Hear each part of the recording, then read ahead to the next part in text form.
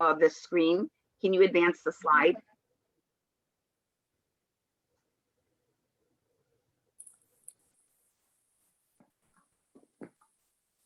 Are you there? I am. Just Okay. go ahead and push your slide to the next Okay. slide. Okay. There we go. So you might have heard the little robot person talk about this meeting is being recorded. So just so you all know, your attendance at the webinar implies consent to you possibly being seen or heard during our webinar during question and answer session. Viewing of this will be possible by the month's end on the new Door County Scottie Rally ZOOMIES YouTube channel. Thanks to Matt Lubeck, one of our board members, for getting that set up. And that's the link right there for you. Next slide for me, Jeanine. And just a couple of details to go over proper ZOOMIE etiquette. Please mute your computer or your phone.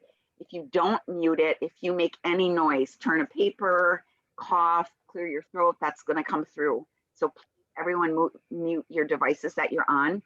If you have questions about Jeanine's presentation or anything, you know, how did Jeanine get started, anything you can think of while the session is going on, you can go down to the little chat button at the bottom of your screen and type in your question.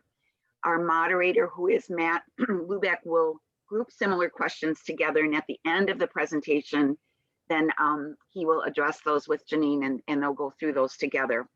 I should also mention to you that Jeanine is actually at an outdoor confirmation event in the Illinois area somewhere, and so she's sitting in her car doing this presentation. And thank you, Jeanine. Lastly, donations can be made to dcscottierally@gmail.com via our PayPal account, or you can mail a donation in to us, and the address is listed there on the slide. Okay, let's go ahead with the next one, and then I think we're going to turn things over to you, Jeanine. Just quickly, upcoming ZOOMIES, the next session is going to be on August 21st. Dr. Kelly Ferris from North Carolina State University is going to be talking about a topic that we're all somewhat concerned about at this time of the year, and that's fleas, ticks, parasites, oh my. So we're looking forward to that. So without further ado, I'm going to turn things over to Jeanine Angeli, who has been gracious enough to say yes to my call for her to do a presentation on Scottie Agility and her personal journey. So take it away, Jeanine. So like Michelle said, my name is Jeanine Angeli. If you ever have a question, go ahead and use the email that's on the screen. When you email, if you don't get a response, make sure you have the 2 L's and the number 1 at the end. So it's L-I-L-L, because some people miss the second L and some people miss the 1. And if you have any questions, I'm guessing if I don't get back to you right away, you can always, I'm guessing, bother Michelle, and Michelle can say, Jeanine, what's going on? So this is kind of how it all began. I started years and years ago, 20, probably closer to 30 years ago now, with my first little Scottie, little George. And the class was literally called Fun Agility. So it had nothing to do with competition. Competition was started back then. And George loved it until he didn't. And my other Vish loved it, and somehow we just kind of decided to stop. I think when I started doing therapy with him, and then his hips started going. So that was my first. It was a blast. The reason I knew George didn't like it anymore was because he looked up and during the weaves and said, "This is ridiculous," and then he didn't want to do agility ever again. So sometimes it just happens like that. I competed with Vinny first. I started training him maybe 5 years ago, trained for not quite a year. And the trainer said, "You're ready, go ahead and start competing." And so that's what we did. And Amak is a master agility champion. So we ended up getting that just before the COVID shutdown, I believe. Well, here, it's on there. 130, 120, just before the shutdown. Digby is one that will follow whatever Vinny does, because Vinny's a year older and he just wants to do whatever Vinny tries. So when I was training with Vinny in my backyard with my homemade equipment, Digby would be whining because he wanted to train too. So since he wanted to train, I thought, you're doing well, let's go try formally training. He started training, sorry, the picture, let me try to move these things out of the way a little so I can see what I said. Oh, there we go. He started training, all agility starts training with some foundations, and you can find foundations classes online, on YouTube, or at a training facility, if there's a training facility around you. But just because there isn't a training facility around you doesn't mean that you can't train for agility. The number one Vizsla right now has only done a couple formal classes because he lives in a place that the classes are a couple hours away and he didn't have time because he works. He didn't have time to drive back and forth.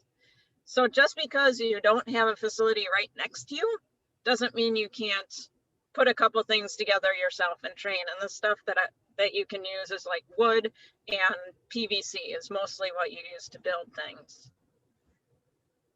But definitely start with a couple foundations, meaning it's nice if the dog knows a right and left turn or knows out. On verbals, it doesn't have to be perfect, but if you can start a little bit with that, where their back feet are, so that if they're on the dog walk, they don't have their back feet all over and fall off the dog walk, things like that. Also a little bit of obedience, but sometimes formal obedience dogs have a little trouble because they're too in tune to their owners and their owners' hands, but not always. As throughout your foundations courses, as you get better, the equipment is added. They usually add flat equipment. If it's a puppy, especially flat equipment. The dog walk won't be full height. The A-frame won't be full height. The jumps probably won't be full height. Need things flat so that your dog gets the idea, but you don't want them falling off.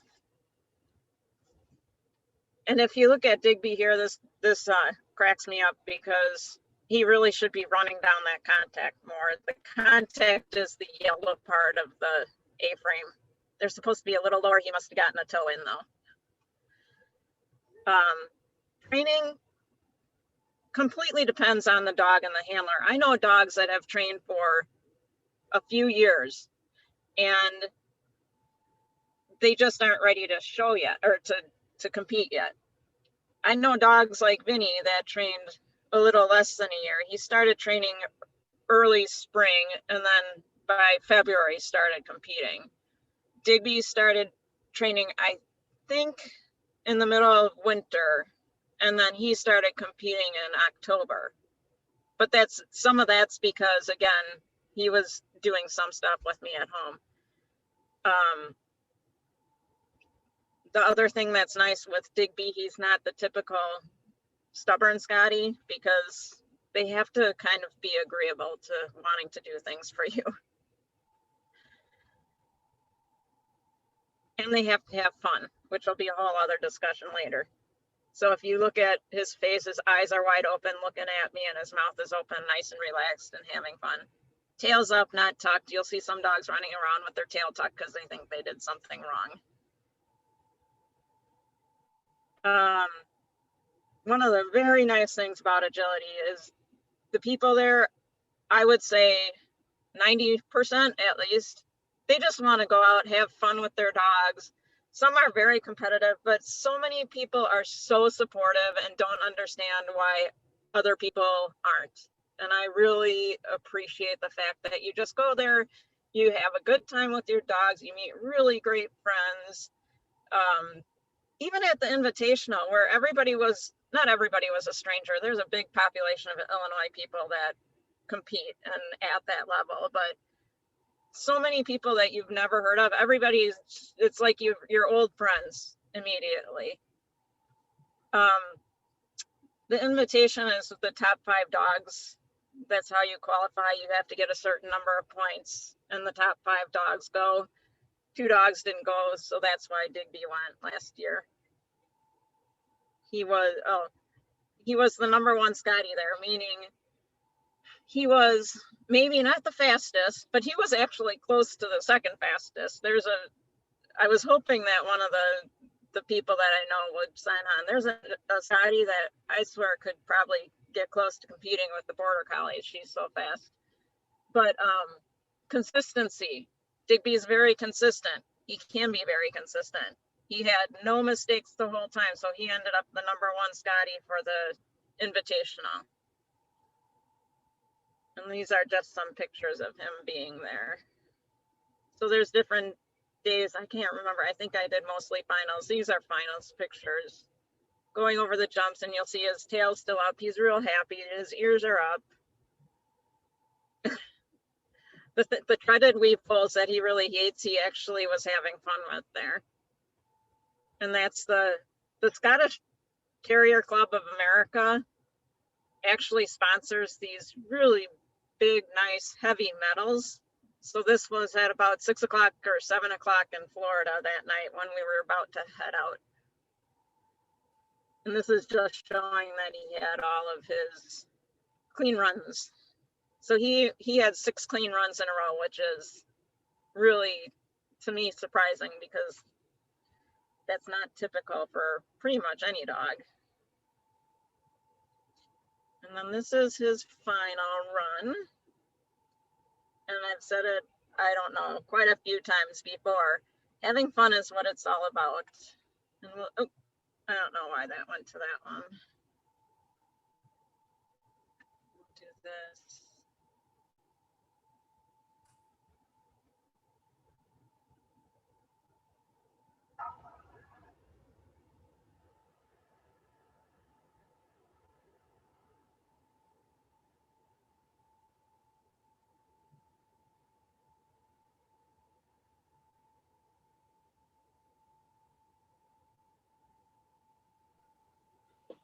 Jeanine, can you tell us what you're doing through this sequence? Oh, I'm sorry.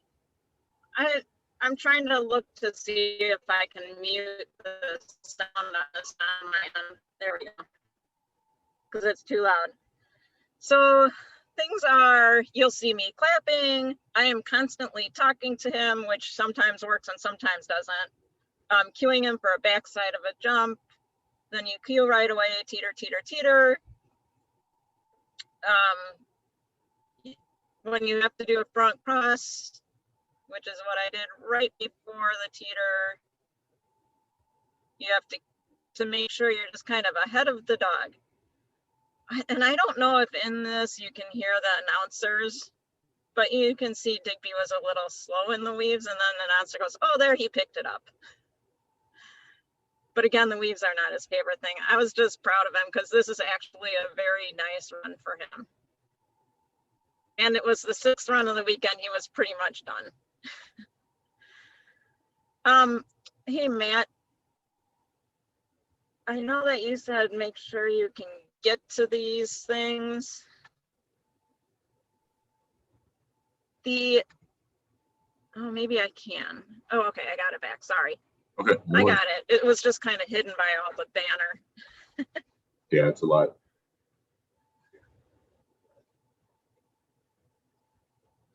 And let me see if I can move this again so I can see these. So talking about pros and cons, I clearly love agility. I could probably talk all day long and really people would start telling me to be quiet about it. There's lots of pros. You bond a lot with your dog. It's really fun. They become better trained. I notice myself using all the gestures or the cues when I'm walking them. So it actually helps with everyday life, basically, in my house. So if I need them to be on one side, I can put my arm one way and they go to that side. Unless there's a critter, sometimes, you know, they could care less. But really helps you bonding.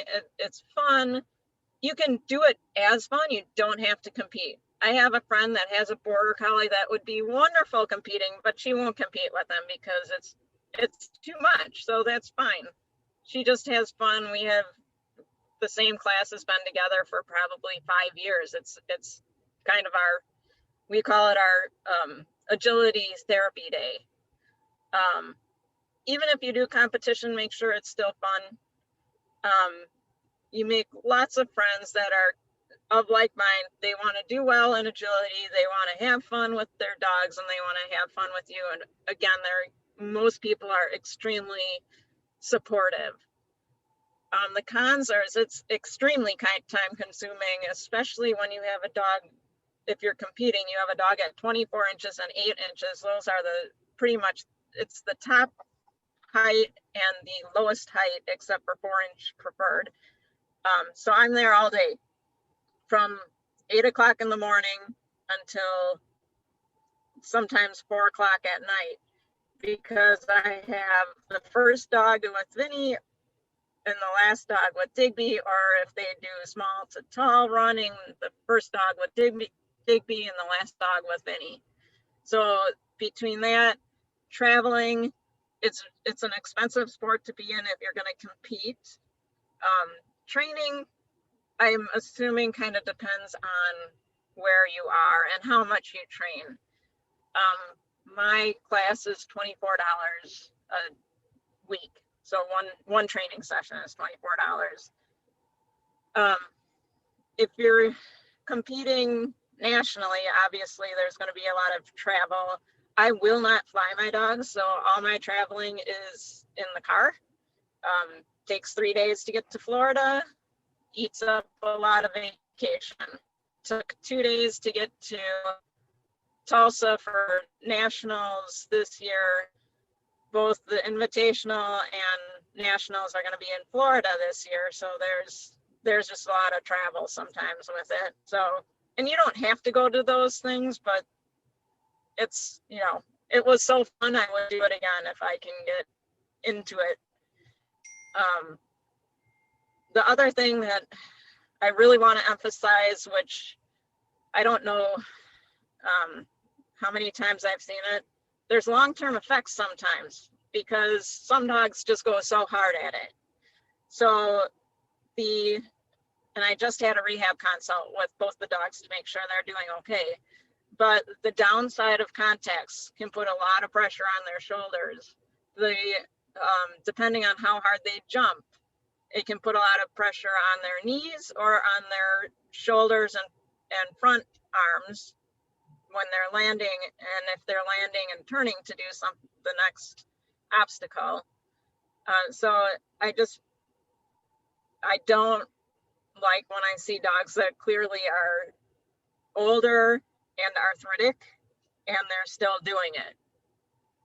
But it's not my dog, so you know, you have to be kind to everyone. Vinny will most likely retire in about a year, if not a little sooner, and just do training. Then I can put the bars at 9 inches. If I think the contacts are too hard on his joints, I say we're going to skip the contacts and we're just going to do the jumps. You know, the trainer is not going to care. I've known my trainer the whole time. She's my second trainer. My first trainer was in a tiny area that could only do the foundation stuff. And she's the one that knew of the other trainer that I've been with for 5 years now. I just want to really emphasize it's about fun, but you need to watch your dog. I asked multiple times if Digby was okay to do agility because he does have luxating patellas, and the vet happened to be the orthopedic vet for the clinic that I go to, and he said they're grade 1. He's fine to do it. He has super muscular bulk in his legs. So go ahead and do it. But on the other hand, my trainer knows that.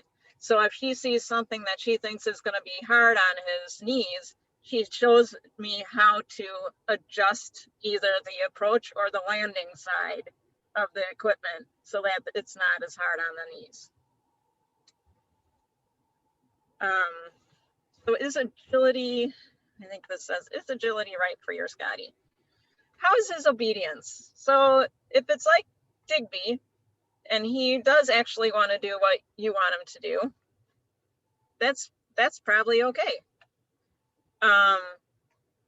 If it's like George, where he was kind of, he'd do what I wanted him to do, but if he was bored, he kind of just sat there, then can move on, because there's lots of other dog sports. Or if they just want to sit on your lap, that's fine too. Does he get along with other dogs? And I say he because my boy, you know, I have both boys, so it doesn't matter. Do they get along with other dogs? Digby does not necessarily get along with other dogs, but he can tolerate being in a crate next to other dogs, and I can handle him through the other dogs. So you have to be very aware of what he's doing, what other dogs are doing, and if he can be in a crate next to other dogs. With COVID, we've been crating in the car a lot, makes it a little simpler. But it does get crowded kind of at the start lines or when you're warming up a little bit. So they do need to at least be able to tolerate being around other dogs, and you have to know how to handle him. We went over, does he want to do things for you? That's probably the most important part. Is he able to deal with a trial atmosphere if you're going to compete? So this is where I told Michelle I was going to go a little off the track here. Digby did beautifully for the whole time through the invite. He got his Master Agility championship in February, about a month after we were at the Invitational. And I started saying, okay, you're good at this, so we're going to keep going and we're going to do this. And this is how it's going to be. And he shut down. He wasn't having fun anymore. And I was stressed that he was shutting down. Why is he shutting down? It took me probably a month to figure out it was my fault. In the meantime, I kept shutting him down. So now I'm thinking of stopping him. And I was talking to a friend who does some training, and she said, well, let's try this stuff. And if he doesn't like it at the end of this stuff, we'll just stop then. So we've tried multiple different things, and he's seeming more happy with it. The thing is, unless he's happy, he's not going to want to compete. If he's not going to compete, then we'll just do training. He loves training. He's a nut in training. If he can't deal with the trial atmosphere because I'm too stressed, it's completely my fault how he is right now. But he was getting better. And then we're taking a break, and I'm hoping between the fact that he was actually running much more happy, I saw the smile back on his face, and now we're taking a month-and-a-half break, that we'll be back on track. And I will remember when we get back into the ring to not put so much pressure on him. The pressure between everything being different, there's some commotion, and you know, your nerves are a little jittery, their nerves are a little jittery. Can either make a dog like Digby shut down, or like Vinny go crazy and want to jump 10 extra jumps. So it's just something that you have to be aware of. There are dogs that love it, love it, love it, and then suddenly don't like it at all. And so then find something else. Or they love it in practice, but they can't handle the trial because there's too much other stuff going on. So do practice. It's fun. Practicing is a blast, and you get, like I said, you get tight with the people that are in your class. Hopefully Digby will come back. He's making strides toward his second mock, so I'm hoping that we can get that if he wants to. If he doesn't, it'll kind of break my heart because he's so fun to trial with when I'm not creating problems. but if he doesn't, he's really fun to just train with. And who knows, maybe we'll look at nose work or something like that for him. With that, the other couple things is, can the dog tolerate being in a crate or in the car for an extended period of time? Different trials are run differently. When COVID hit, they started doing all the tall dogs, meaning 16 to 24-inch dogs would go in one group, and they ran all of those runs, and then all the small dogs, meaning 12 to 8-inch in the next group. So my dogs are in the car from 8 o'clock until whenever we leave, minus their runs or whatever walks I give them. Some dogs can't handle it. Some dogs, like my dogs, were crate trained when they were puppies, which I always recommend because it's safe for them. And then they get it. They're in a crate. They go to sleep or they watch what's going on. Crate covers are a lifesaver for a lot of dogs because they're crazy if they can see everything, but you cover them up and they fall asleep. And again, the health, if there's any kind of orthopedic issues, it's not really the thing to do. That's why I asked at least 3 times before I even started Digby in formal training if I should be doing this with him. You have the time and the financial ability. I said it's really expensive. Some clubs, if you work during the trial, because the trials are run by all volunteers, if you work during it, they give you, for every class you work, they give you $1 or $2 off a future trial. So some people will work all day long just so they can have money towards other trials. But it's here, and I don't know where it is otherwise, in general, about $20 a run. So if you add up that, if you're running 4 runs or 6 runs, 2 or 3 days in a row, it's a lot of money. Are you physically prepared? I have a lot of people, I see a lot of people online saying, how do you get prepared for this? Because my dog is outrunning me. So you either need to start exercising a little more or have distance with your dog. So you need your dog to know, if you're sending him up the A-frame, know that the cue for the A-frame is mine is AA.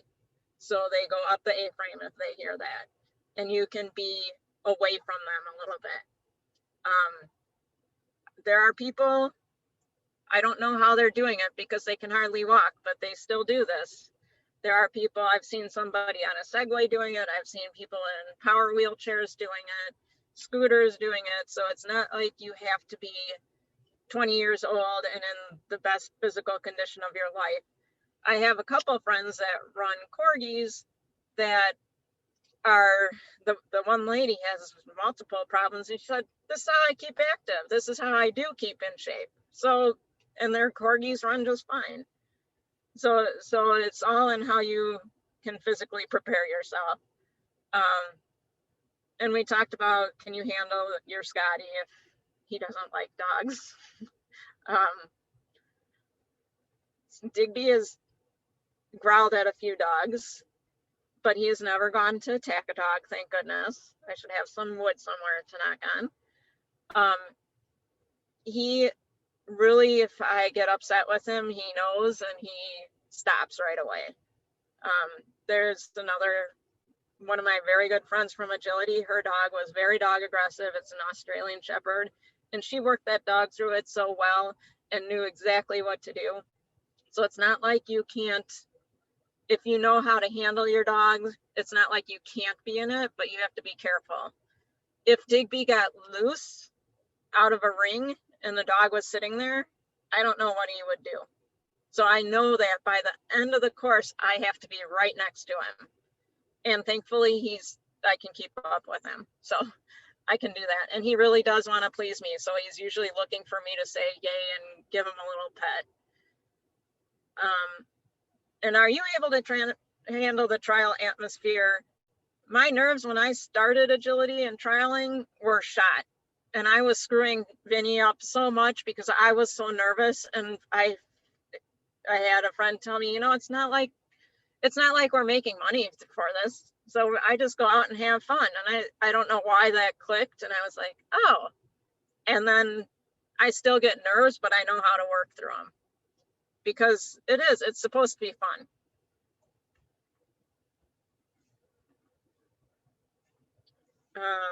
Right. Okay, this must be is this the end, Michelle? Because that's all I have. Yes, I believe it is. Okay, I thought there was something else, but maybe it's because I would talk about the putting too much pressure on your dog.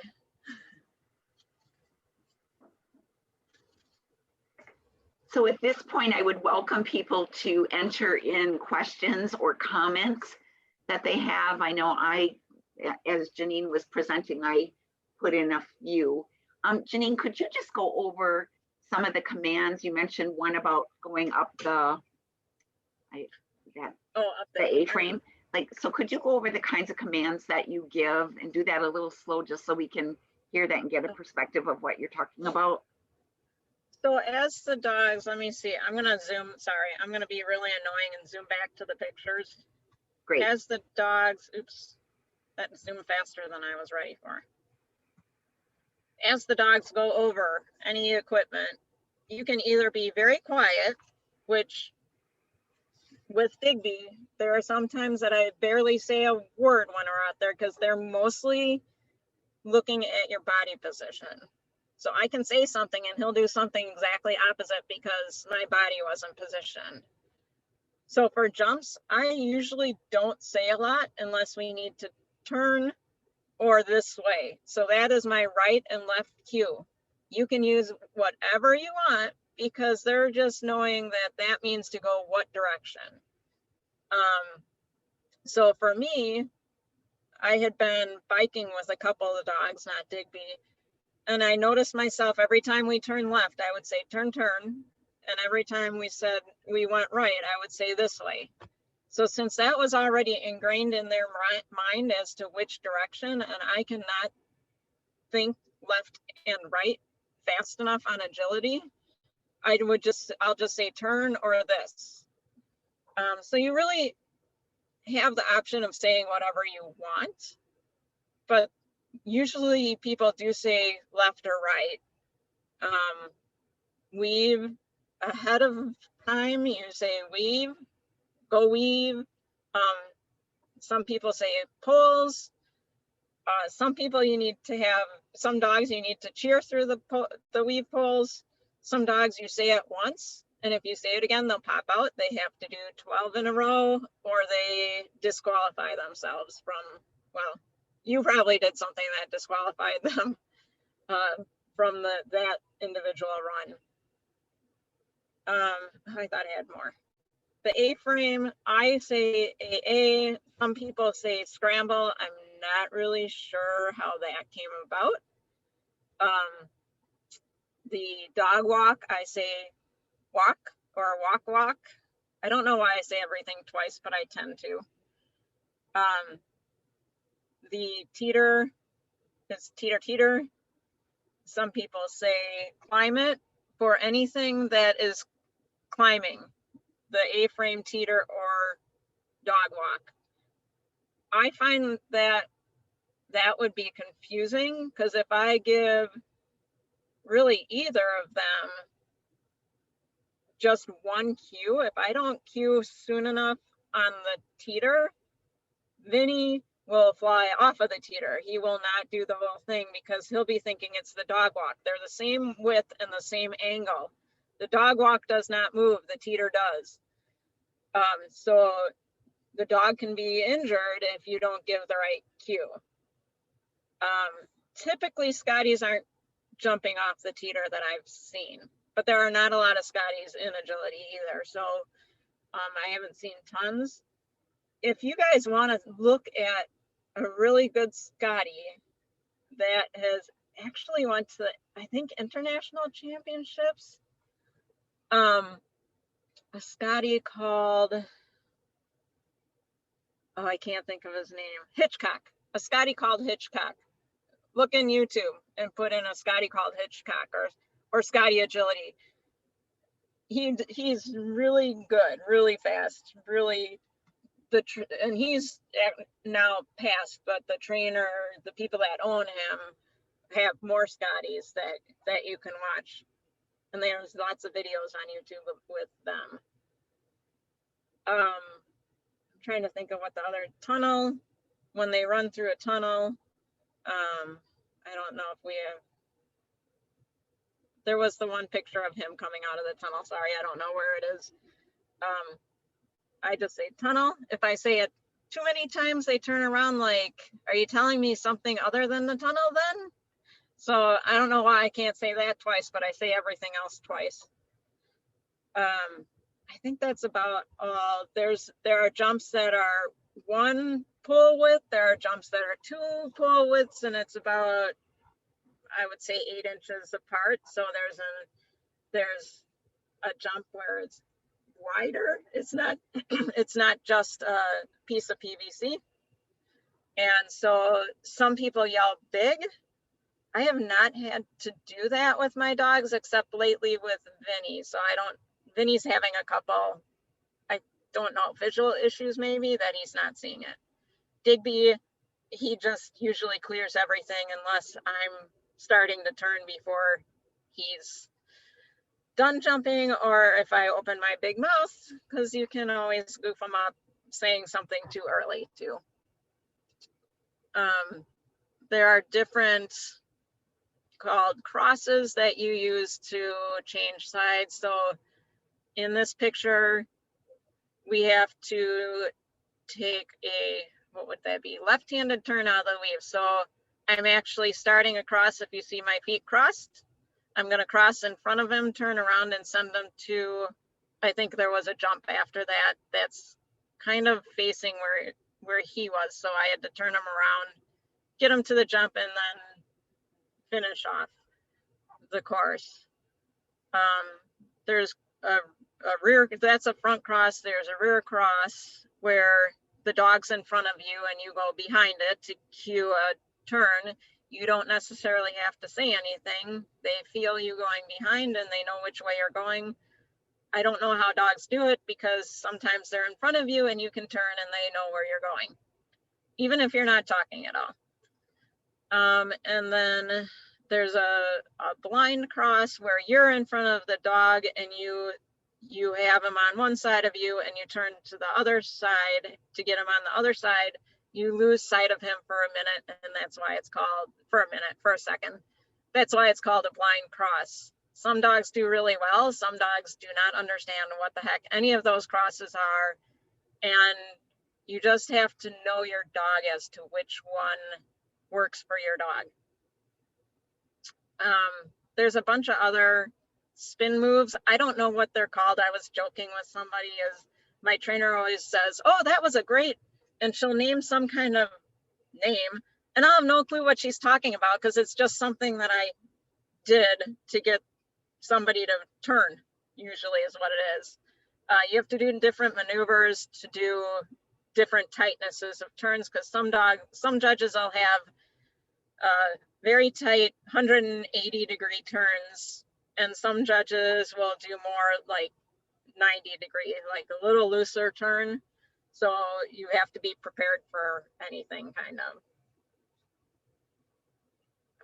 I think that's about, unless you can think of anything else, Michelle, that you wanted to, any of the other cues.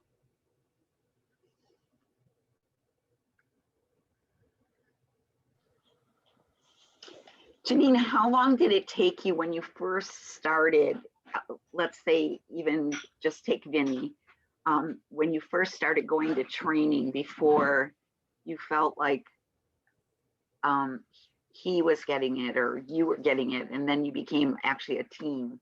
Like how long, and obviously it's different for every dog, about how long does that take for you to feel like it's clicking? Not for competition, but just for you to have fun. Oh, okay. So just to have fun, Vinny and I started having fun. Vinny is my Vizsla. he is so attached to me that whatever I want him to do, he will do it, and we will have fun doing it. Even with conformation, but he just loved agility. He loved to jump. So as soon as I started with him, we were a pretty good team. Probably within, after we got out of foundations, competition wise, it was a few years, because I didn't know why he was doing things wrong. And it wasn't him doing things wrong, it was me doing things wrong. So I actually was going to stop competing with him, because kind of the same thing, I was getting frustrated. He was still liking it, but he didn't know why I was frustrated, and I didn't want that between us. And I had somebody say, you need to trial like you train, train like you trial, not trial like you train, which made sense to me, but it doesn't always make sense to people. But in other words, don't do all the crazy stuff in training if you're not going to do it in a trial. Just have fun. And that it clicked, and so probably a couple years into training, trialing with Vinny is when we actually became a better oiled team. For Digby was kind of a blast from the very beginning, because he was so fun since he was kind of ahead of the curve from being with Vinny, he was so fun to train with. And then one thing that did happen with Digby is he had an histiocytoma that happened to be between his paw pad and the skin, in between his paws, and he had to have it removed. So after his second trial, I pulled him mid-trial because his foot was hurting, and then he had to have surgery. So we missed 2 or 3 months with that. So there are things that happen, but you can get back to it. And then as soon as we got back, we were having fun again. I mean, Digby and I have been a good team until I started putting too much pressure on him. It was kind of the opposite of Vinny, where we were a good team and I just needed to be told, you're screwing yourself up. Digby, I knew what I was doing wrong. So hopefully Digby and I will get back to just fun and not carrying it. And I've been doing that with him, and he's been much happier boy.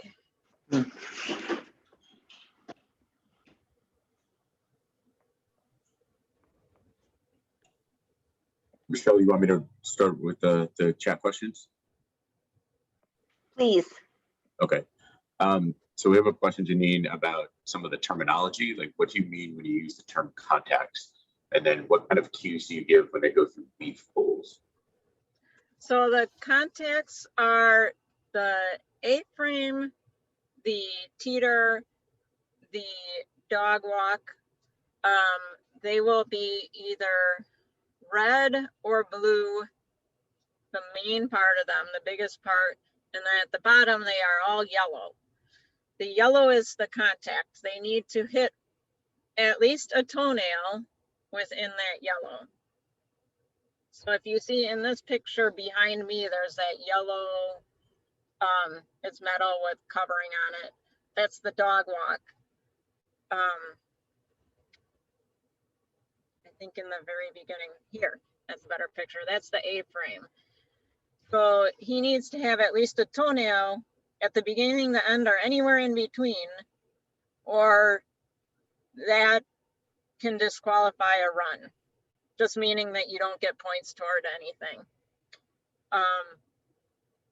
Is that to stop like a bigger dog from like jumping from the top all the way to the ground and like kind of trying to get through it faster kind of thing?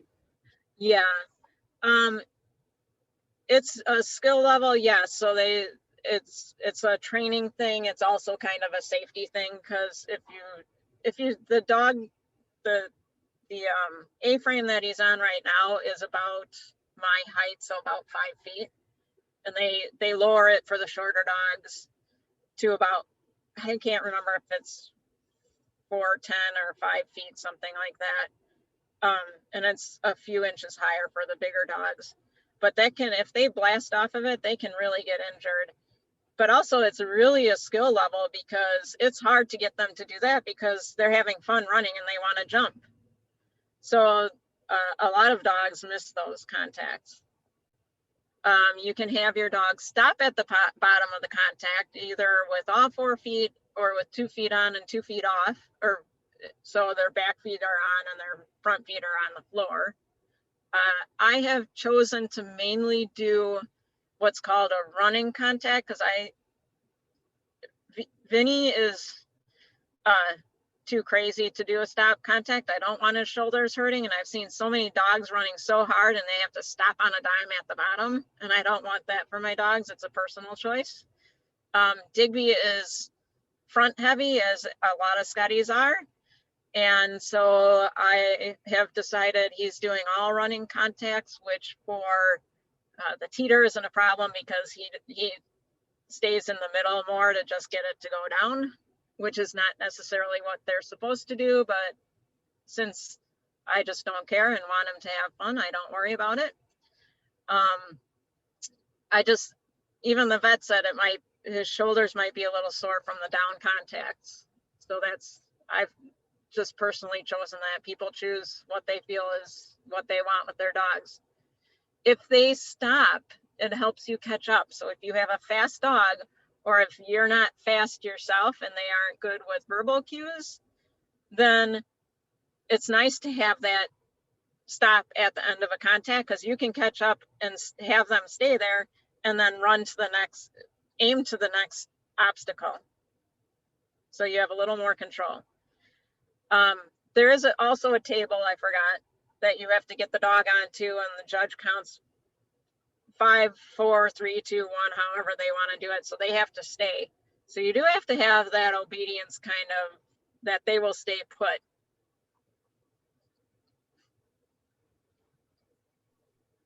What was the other, you said the contacts and something else, Matt? Somebody did part of the same question was, what cues do you give when they go through the weave pulls? Like, oh, the weave pulls. I say weave and then go, go, go. And I'm clapping my hands to try to get them excited about it. People do all sorts of things. They make a shushing noise. I think there was some new training that came out because there's some other crazy noise that people are making to get their dogs through it lately. I think it kind of all depends on your dog.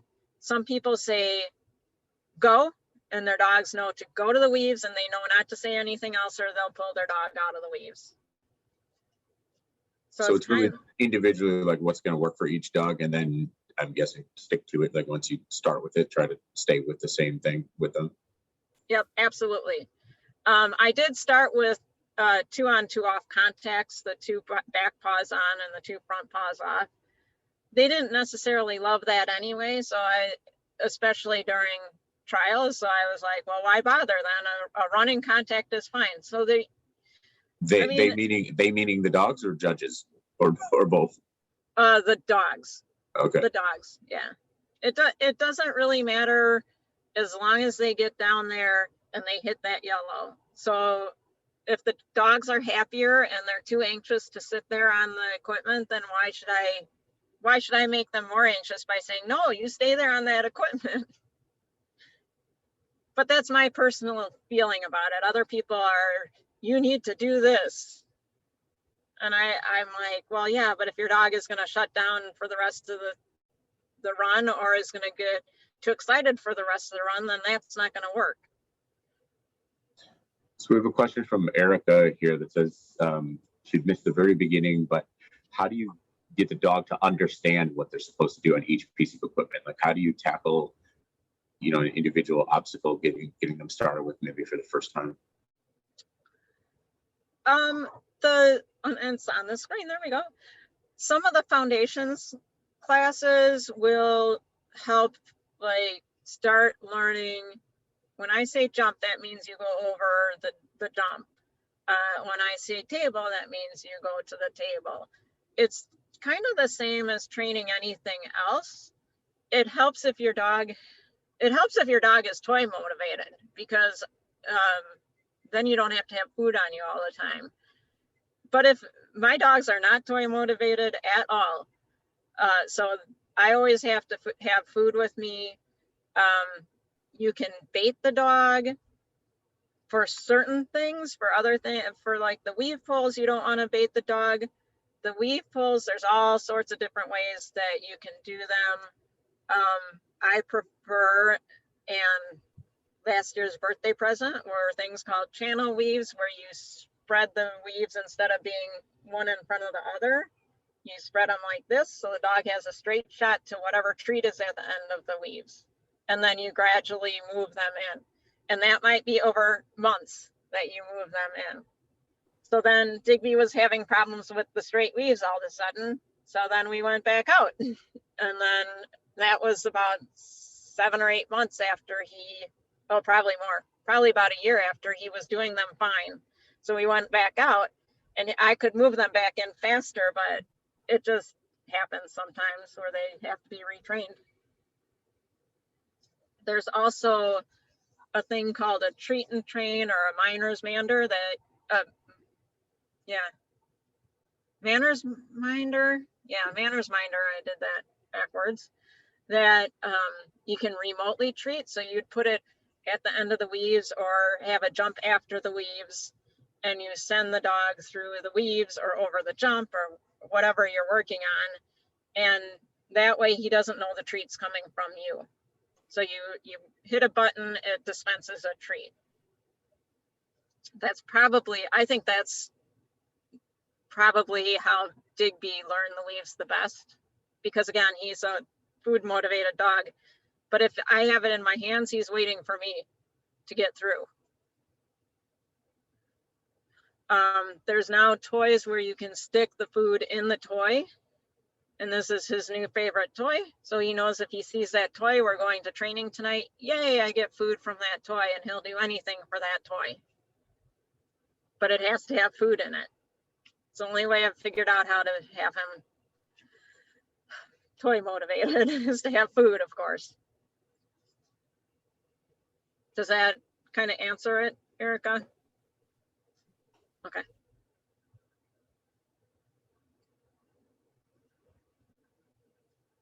We have a question from Michelle here that might lead to an embarrassing story, but it could also be funny. Have you ever gotten your footwork crossed and tumbled down?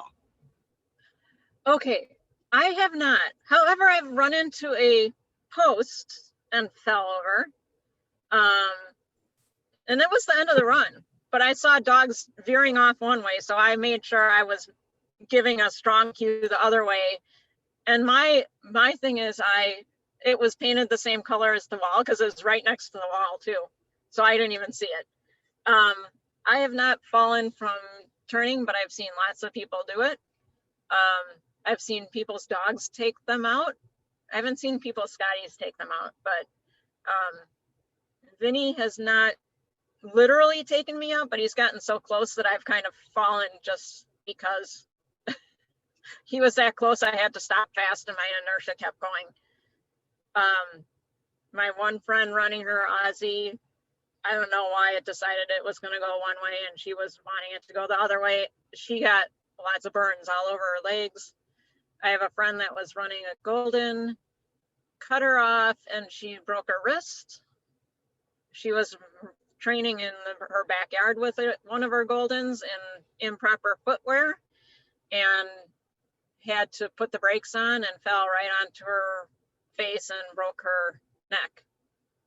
So she's walking around. She has sensation problems in her hands, but she's still in a collar 3 months later. So there are risks, but she later told me, well, I was wearing those gardening shoes. I can never remember those plastic gardening shoes. And I went, why were you wearing those running agility? She goes, I know. But even with good footwear, some people run without shoes. I've run without shoes before. I love it. My knees love it. But then my ankles aren't very happy. So you do what you got to do. But footwear is important. And I am not a dancer, and I figured out a lot of this is like dancing. So that was one of my problems is we talk about the dog's body awareness. My body awareness at 40 some years was not good enough to do some of these crosses for a long time.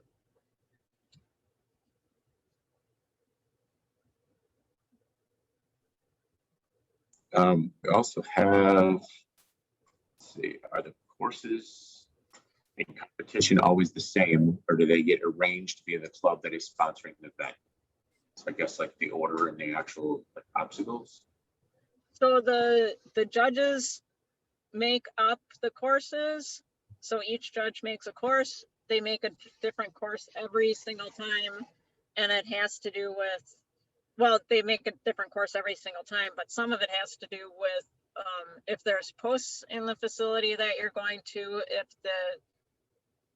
there's a range as to width and length of the courses.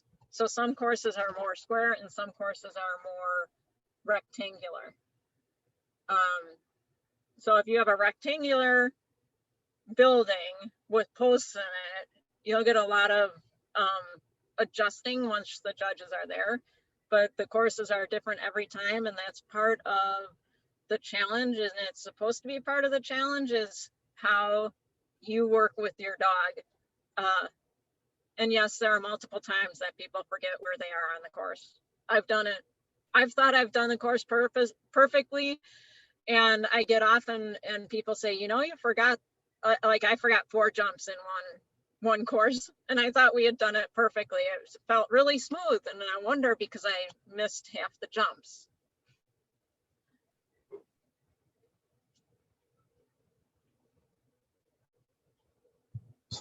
So that's all the questions that we have in the chat function. If anybody has anything, oh, here we go. Here's another one. Just came in. Are there more male dogs than females that compete? Have you noticed a difference at all in sex? I don't think so. And I've noticed, the thing I notice is with, like with Vizslas, but I think it's probably in general, the females are smaller, so might be a little sprier to get through the course. I don't know that it's going to matter as much with Scotties because they're smaller, but it's not as dramatic of a difference. But I really haven't noticed.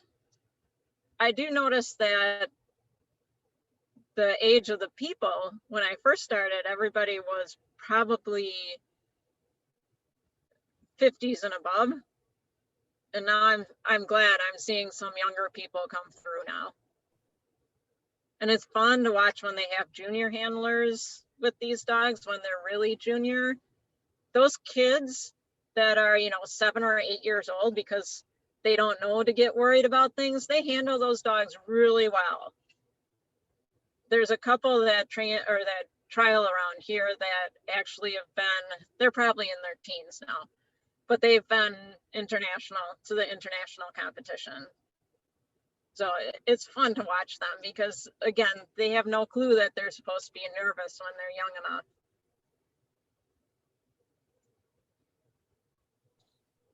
I had a question, I guess, tied to, kind of ties in with what you just said about now seeing some younger people.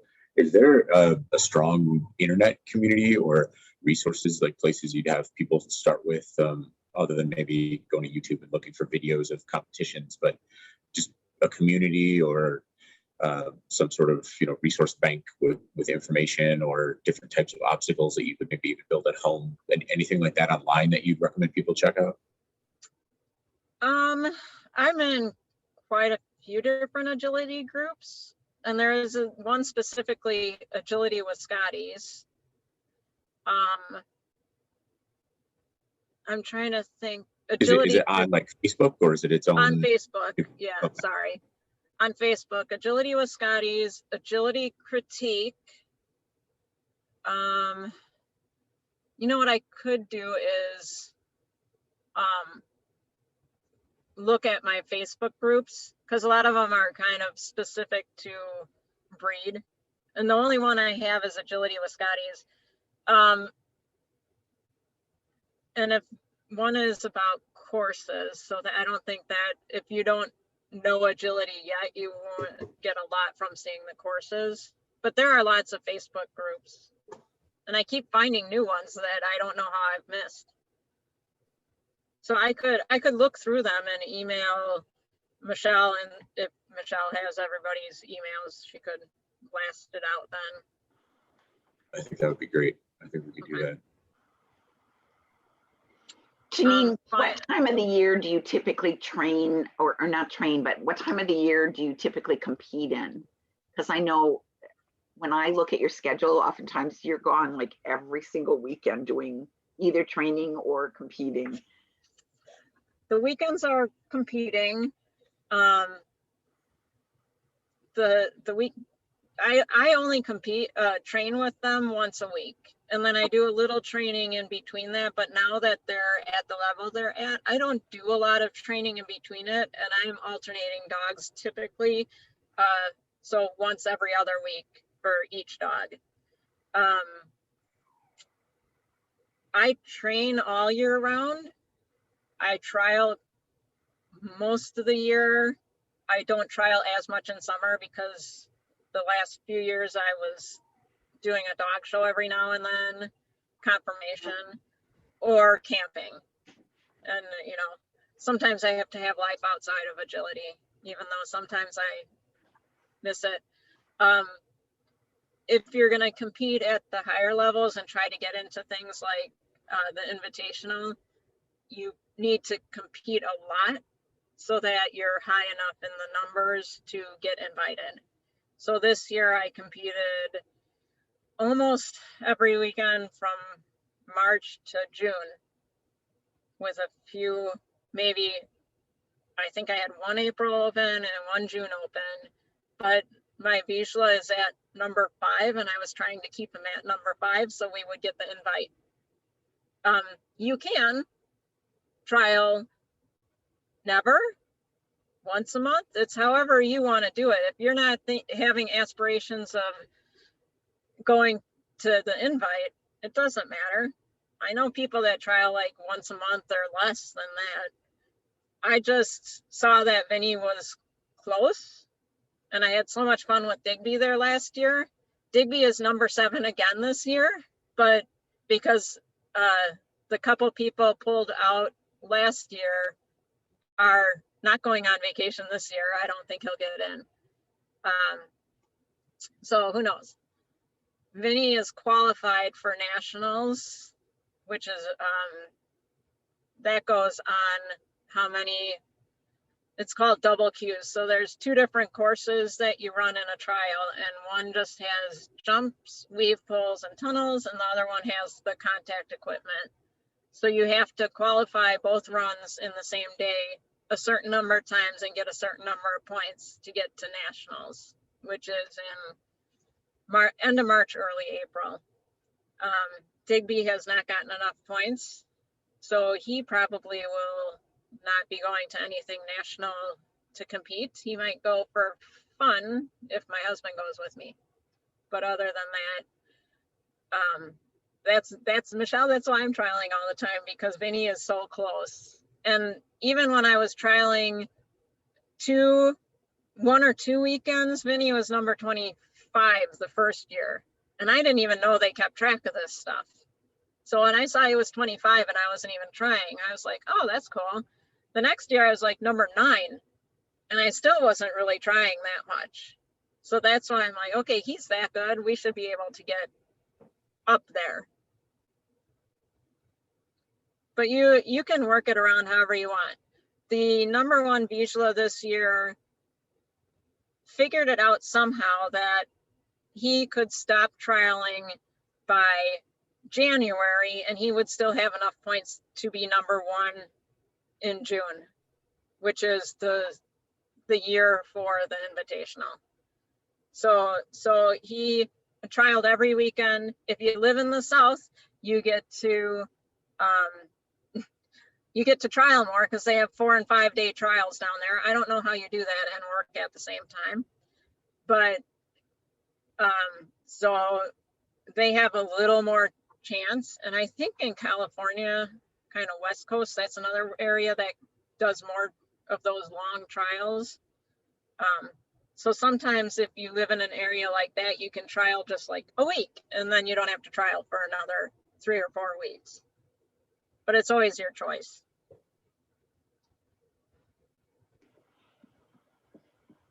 Great, Jeanine. Thank you so much for a great presentation today. I think there are some of us on here that are going to be tempted to start working on training with their kiddos, and it's always fun to watch. And it's very exciting to see Scottish Terriers do agility. I know that that's a common misnomer that you can't get Scotties to do agility, but boy, you know, Digby's a great example. I love, and Hitchcock. Oh my God, those videos of Hitchcock over the years have been beautiful. Aren't those awesome? Oh, they are. Now you joined agility with Scotties, Michelle, right? Yeah, I did. Primarily so I could post your thing. Yeah, but if you see something with Pat Spees, she has the #1 Scottie, and that dog runs like a little Wheaton girl that just runs like a nut. Wow. So if you guys want to see some of those fun, fast Scotties, Digby's fun because he's cute to watch. Yeah. This is a Scottie that just loves it, and she can send it wherever she wants, and it makes me motivated to be better with Digby. Yeah. Well, your kiddos have a great life, even though they don't like to pose for those photos with those ribbons. Yeah. I love doing that because people, so many people have laughed at how they just have that look in their face like, will you knock it off? Yeah. Well, any final questions or comments from people? I was wondering, what you said, Pat, what was Pat's name? The one that has the little Wheaton girl? I want to look it up.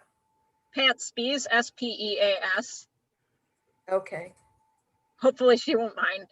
But I like bragging about the little Pickles. The dog is Pickles.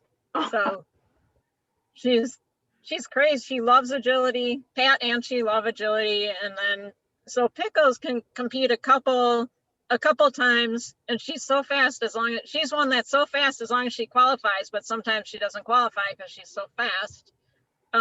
She probably doesn't compete as often as I do, just because she doesn't need to. She gets enough points. Great. Thanks.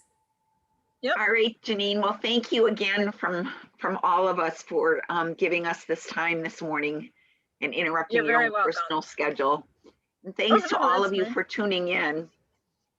And remember, next month is going to be the fleas, ticks, parasites, oh my session.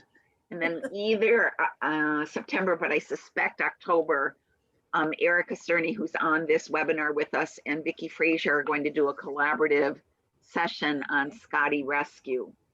So that will be exciting to tune into as well. So without further ado, you guys enjoy the weekend and stay healthy and stay active with your Scots. Yeah. Whoa. Thank you. Thank you, Jeanine. Thanks so much. This was great. Thanks for your help. So much. You're welcome.